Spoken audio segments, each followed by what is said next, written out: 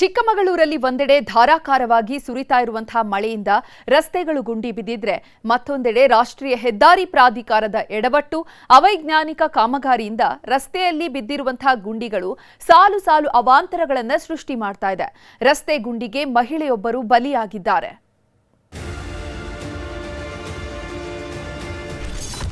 ರಸ್ತೆ ಕಾಮಗಾರಿ ವಿಳಂಬ, ಸವಾರರ ಪರದಾಟ. ರಾಷ್ಟ್ರೀಯ ಹೆದ್ದಾರಿ ಪ್ರಾಧಿಕಾರದ ವಿರುದ್ಧ ಜನಾಕ್ರೋಶ. ಎಲ್ಲಿ ನೋಡಿದ್ರೂ ಗುಂಡಿಗಳು, ರಸ್ತೆಯ ಪಕ್ಕದಲ್ಲೇ ನಿಂತಿರೋ ನೀರು. ಕಾಫಿ ನಾಡು ಚಿಕ್ಕಮಗಳೂರು ಜಿಲ್ಲೆಯಾದ್ಯಂತ ರಸ್ತೆ ಗುಂಡಿಗಳದ್ದೇ ಕಾರುಬಾರು.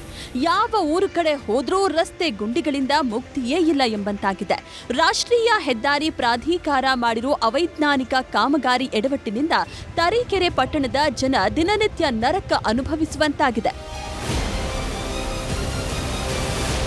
ತರೀಕೆರೆ ಪಟ್ಟಣದಲ್ಲಿ ಹಾದು ಹೋಗಿರೋ ಬೆಂಗಳೂರು ಹೊನ್ನಾವರ ರಾಷ್ಟ್ರೀಯ ಹೆದ್ದಾರಿಯ 206 ಅವೈಜ್ಞಾನಿಕ ಕಾಮಗಾರಿಯಿಂದ ಜನರು ಜೀವ ಕೈಯಲ್ಲಿಡಿದು ಓಡಾಡಬೇಕಾಗಿದೆ.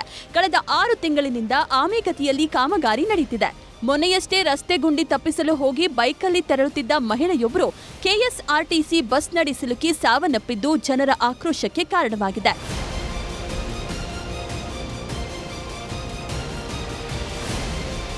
ರಸ್ತೆಯನ್ನು ಅಭಿವೃದ್ಧಿಪಡಿಸ್ತಾ ಕೆಲಸವನ್ನು ಮಾಡ್ತಾ ಇದ್ದಾರೆ.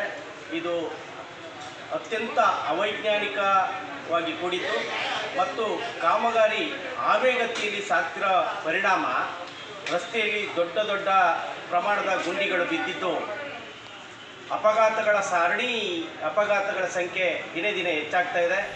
ಪ್ರತಿನಿತ್ಯ ರಸ್ತೆಯಲ್ಲಿನ ಗುಂಡಿಯಲ್ಲಿ ಸವಾರರು ಎದ್ದು ಬಿದ್ದು ಓಡಾಡ್ತಿದ್ದಾರೆ. ಆದ್ರೆ ಯಾರೊಬ್ರು ಕೂಡ ತಲೆ ಕೆಡಿಸಿಕೊಳ್ತಿಲ್ಲ ಅಂತ ಸ್ಥಳೀಯರು ಆರೋಪಿಸಿದ್ದಾರೆ. ವೈಜ್ಞಾನಿಕವಾಗಿ ಡಿಪಿಆರ್ನ ಮಾಡತಕ್ಕಂಥ ಪ್ರಯತ್ನವನ್ನ ಲೋಕೋಪಯೋಗಿ ಇಲಾಖೆ ಮಾಡಿಲ್ಲ. ಇದರ ಬಗ್ಗೆ ತಕ್ಷಣ ಎಚ್ಚೆತ್ತುಕೊಂಡು ಕಾಮಗಾರಿಯನ್ನ ಬೇಗ ಮುಗಿಸ್ತೇ ಹೋದರೆ ಜನರ ಆಕ್ರೋಶದ ಕಟ್ಟೆ ಒಡೆಯುವ ಮುನ್ನ ತಾಲೂಕು ಆಡಳಿತ ಎಚ್ಚೆತ್ತುಕೊಳ್ಳದೆ ಇದ್ರೆ ಗಂಭೀರವಾದ ಪರಿಣಾಮವನ್ನು ಎದುರಿಸಬೇಕಾಗ್ತದೆ. ಸುಗಮ ಸಂಚಾರ ಅನುಕೂಲಕ್ಕೆ ಸರ್ಕಾರ ಕೋಟ್ಯಾಂತರ ಖರ್ಚು ಮಾಡ್ತಾ ಇದೆ. ಆದರೆ ಅಧಿಕಾರಿಗಳು ಗುತ್ತಿಗೆದಾರರ ಎಡವಟ್ಟಿನಿಂದಾಗಿ ಹೆದ್ದಾರಿಗಳು ಸಾವಿನ ರಸ್ತೆಯಾಗಿ ಬದಲಾಗ್ತಿದೆ. ಇನ್ನಾದರೂ ಅಧಿಕಾರಿಗಳು ಜನಪ್ರತಿನಿಧಿಗಳು ಇತ್ತ ಗಮನ ಹರಿಸಿ ಆಮೆಗತಿಯ ಕಾಮಗಾರಿಯನ್ನ ಚುರುಕುಗೊಳಿಸಬೇಕಿದೆ. ಯೋಗೇಶ್ ಕಾಮೇನಹಳ್ಳಿ, ನ್ಯೂಸ್ 18 ಚಿಕ್ಕಮಗಳೂರು.